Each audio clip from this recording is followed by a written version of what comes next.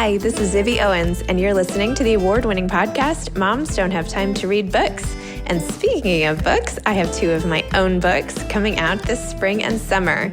Princess Charming is a picture book, which debuts on April 19th, and Bookends, a memoir of love, loss, and literature, comes out on July 1st, and it is truly a labor of love. I hope you'll pre-order, order, and join me on tour as I go across the country. You can find out more at zibbyowens.com or bookendsmemoir.com. And you can follow me on Instagram at zibbyowens because I always post about everything. Enjoy the show. Margaret Verble is the author of When Two Feathers Fell from the Sky. Margaret is an enrolled citizen of the Cherokee Nation of Oklahoma. Her first novel, Maud's Line, was a finalist for the Pulitzer Prize. Her second novel, Cherokee America, has recently been listed by the New York Times as one of the 100 notable books of the year for 2019. So it wasn't so recent, but anyway, she lives in Lexington, Kentucky. Welcome, Margaret. Thank you so much for coming on Moms Don't Have Time to Read Books to discuss When Two Feathers Fell from the Sky. Thank you. Nice to be here.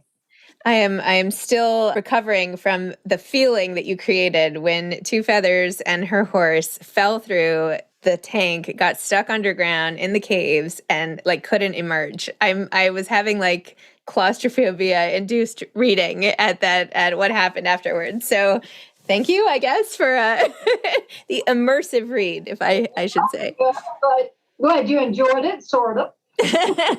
I did enjoy it. I found it all very fascinating, especially all of the research that you did about how this is what was happening in your neighborhood in Nashville, and how you've even discovered how this, the book starts with a sweeping sort of tale of where this place came to be and how we got rooted in that place, and then we find out that you even found hippopotamus bones or something like that near your back tree, or I don't know, something. So tell me a little more about how your neighborhood and home inspired the story. Well, I was raised in a neighborhood in Nashville that we knew as children had been built over the ruins of a zoo that Nashvillians absolutely loved. That park and that zoo had been there from the late 1880s to 1931. And it was, if you talk to people's parents and grandparents, they thought it was the most magnificent thing in Nashville. Everybody just loved it. People went there to court and to have fun and, do all sorts of things. And there were remnants of that park and zoo all around us. And as a child, I had always heard that a big tree that was behind my next door neighbor's fence had been where either the hippopotamus or the rhinoceros den had been. Now, we didn't know which one. Okay.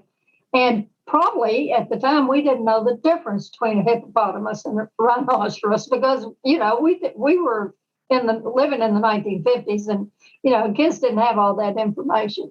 But anyway, we like to dig around things. And so we got into digging around the roots of that tree because it was sort of overturned because it was so old.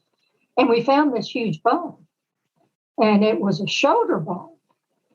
And so we were so thrilled. And one of us ran in to get a father, how you go get your parents. So we got my neighbor's father, and he came out and he looked at it. And he was a real straight up guy. He was a devout Catholic. And he said, it's disrespectful to dig up bones. Put that back in there. So we had to put the bone back into the ground. And I never did know if it was a hippopotamus bone or a rhinoceros bone. Or, of course, it could have been any other kind of large animal bone for all I knew. But I always, thought it was one of those. And so when I started researching to write this book, I thought, I need to find that out. And in my research, I found one mention of a hippopotamus at the Glendale Park Zoo in 1926. And I found no mention ever of rhinoceros. So I set the book in 1926 when I knew that hippo was there. Wow. I know. That's amazing. I love that story. I know, I love it too. It tickles me to this day. And then how did you come up with the whole rest of the narrative? Why this diver? How the recovery? By the way you described what it was like to get injured as a performer back then. And of course, there's no safety net, literally and figuratively, right? It's like she just plunged. She had no resources. Even taking the train home would have been based on her rib accident, which was like very painful for her to take the train all the way back to her home. Like, what happens? How do you recover? All of that, talk about, just tell me a little bit about this and how the central feature of this girl's life too, and how, every dive, every performance she's taking her life into her hands. Well, I based her on female performers in Wild West shows. And I read a couple of books on that. And I'd gotten interested in that because I was up in what Cherokee's called the Cherokee Outlet, which is really the northern part of Oklahoma. I was up there in Ponca City a couple of years before I wrote the book. And I was in a museum, or actually a historic home, and there was a museum in the basement. And I'd run into what was left of the 101 Ranch. And it was astonishing. I'd never seen anything like it. It was the last surviving Wild West show. So I got interested in the 101 Ranch, which was world known at the time it existed, which was for decades. I mean, if people came from Europe, they went to that ranch. Like people go to New York or Disneyland today, they go to that ranch. And it was just a worldwide phenomenon. They sent entertainers all over the world. And so I got interested in these cowgirls, and they were doing just astonishing tricks on these horses. And they were wrangling bulls and doing all sorts of things that, is almost unimaginable. And I mean, I think the only one that we really know anything about now is Annie Oakley. But there was just a whole slew of them. And so, and some of them were diving on these horses off these platforms. That was a big thing from about 1890 to really into the, it died out in about the 1930s, but it went on until about the 1950s. And in fact, I think there are a couple of places today where they're still doing it. I mean, it seems bizarre to us now, it did to me at least. But these people were doing this, and everybody just thought it was glorious entertainment, just loved it. So I thought that was a good thing to have my heroine do. And I discovered in my research that there actually had been a diving tank in the Glendale Park Zoo. And there had been female performers diving off of platforms onto horses. So it was sort of a natural thing to make her do. I feel like this is, what was the Hugh Jackman movie? Did you see, do you know what I'm talking about? This, where he, the famous Hugh Jackman movie where he like basically establishes a circus in his. Oh, I did not see that movie. I know what you're talking about. You should see the movie. I love seeing anything he's in. Yeah, he's great. I know he's great, and he's good looking. Anyway, it's the same sort of entertainment shock value. This is how people congregated before, and yet to be in the mind and backstage, I found super fascinating, particularly, some of the dynamics and some of even the racial dynamics and what it means to be Native American and having to rely on people who owned all the caves to help out, right? And all of that and the different things that sort of simmered in the community. So was that based on the times as well, or no? Well, really basically at the core of the novel, I was trying to write an entertaining novel, but yet a significant novel. And I was really trying to write about race and about, fundamentally at one level about the Cherokees and the Creeks and the Shawnee being run out, what is now central Tennessee. And So, I had always been concerned with that. Since I was a child, I was concerned with that history and how that history was told. But I was also raised in the segregated South. So I was interested in writing about that because even as a child and growing up in it, not knowing, I'd never been north, but you could tell that, it was just crazy. It was crazy to treat people that way. And none of it made any sense. And the rules, there were official rules and then there were unofficial rules. And everybody was always negotiating those rules. And so I was interested in writing about that. And so I was able to get both of those themes into that book. In I think a pleasant way, in a way that's not alarming. Right. Well, I mean, the best way to get any point across is through telling a story, right? I feel like that's right. You don't want to raise people's hackles in order to teach them anything. Right. Exactly. Very true. So you were the finalist for the Pulitzer Prize. Like, what was that? What was that like? How did it? Tell me about that moment in your life when you found that news out. What is that like? Well, I was in my basement office. I have two basement offices and actually a literary study upstairs, which I can't use because it's too for Zoom because it's too far from my router. But I was in my other basement office down here, and I was writing an email and the phone rang.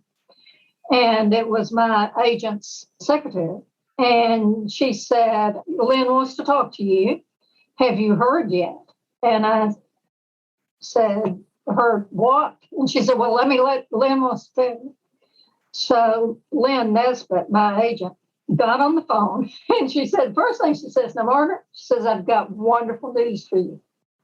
She says, you didn't win this prize. And I said, okay. She said, but you were runner-up. And she said, that's going to change your life. And then she told me what a final, because the word finalist for a Pulitzer Prize and how the Pulitzers are done as opposed to other prizes is a little bit different. So she explained all that. And she said, this is fabulous. And she said, I would have called you 2 hours ago, but I had to call your publisher because we had to get the badge on the paperback book. It was, had to be sure that was done. And she was right. It did change my life. It's a life-changing thing. And how did it change your life? Well, because it gives you a lot of credibility. And, there are not many people who are finalists for the Pulitzer and things like fiction. There are a lot of finalists for Pulitzers and Pulitzer winners in journalism. Mm-hmm. But in fiction, that's not true. And so it gave me instant credibility. And now if I say anything, people think I'm smart. And of course, sometimes I have no idea what I'm talking about.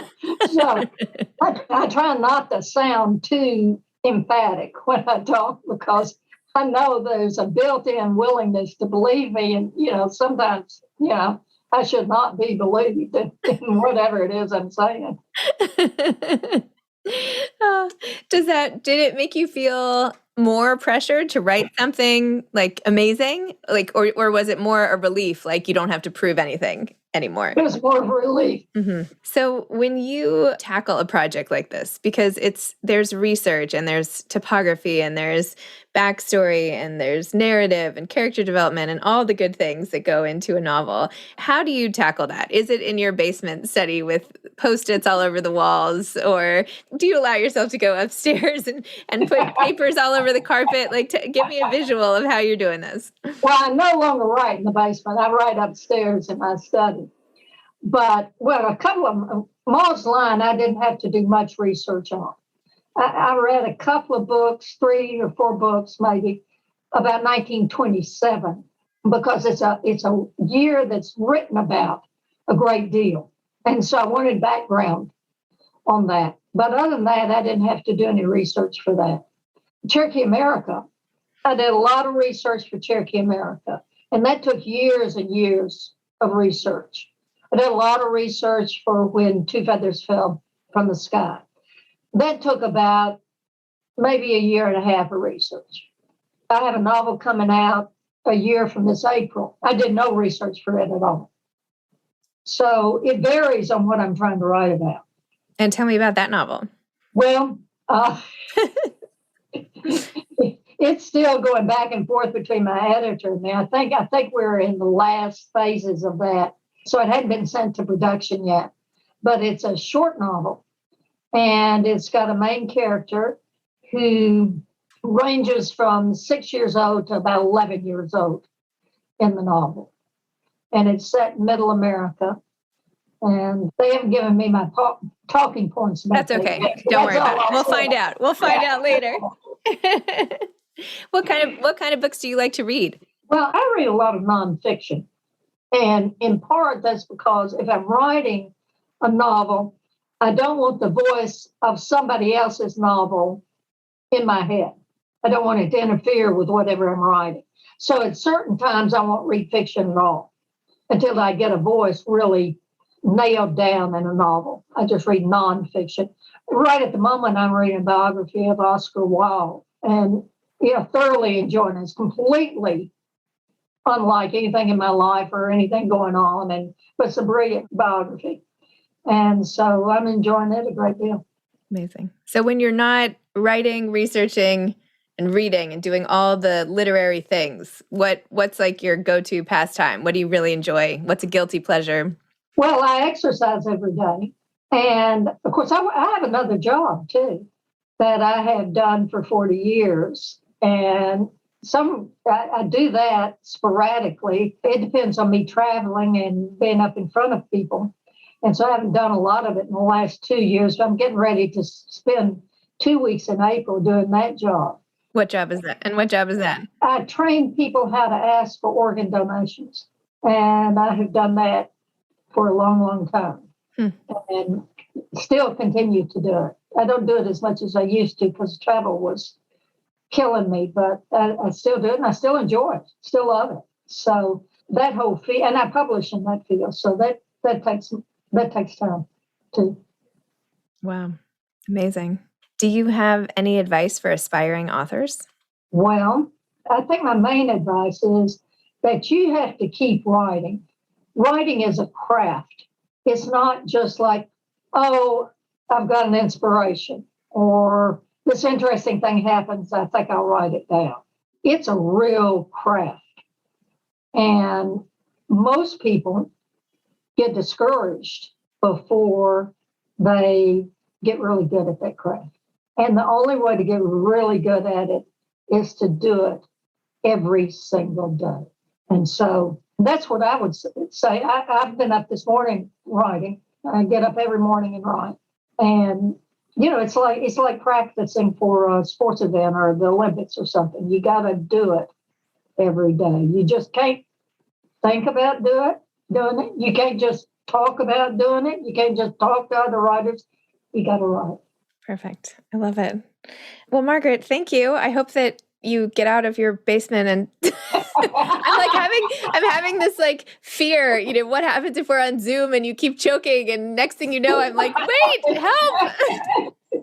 You're alone in Nashville, I'm assuming, like in the bottom of your house, like help. Oh my gosh. Anyway. No, I think I'll be okay. Okay. All right. Where are you? I'm in New York City. Oh, you are? Okay. All right. Well, is it cold up there today? Not as bad as usual. So, how about there? It's raining here. Yeah. Yeah. It's a nasty day. Oh, sorry. Well, good day to podcast. Yes, absolutely. Good day to write. All right. Thank you so much for your time. Okay. Nice to meet you. You too. Bye-bye. Bye-bye. Thanks for listening to this episode of Moms Don't Have Time to Read Books. Don't forget to follow me on Instagram at Zibby Owens and at Moms Don't Have Time to Read Books. Also sign up for my newsletter at zibbyowens.com and sign up for my virtual book club and meet lots of authors on Zoom every other week. Thanks so much to Steve and Ryan at Texture Sound for the sound editing. And thank you to Morning Moon Productions for providing this fantastic intro and outro music.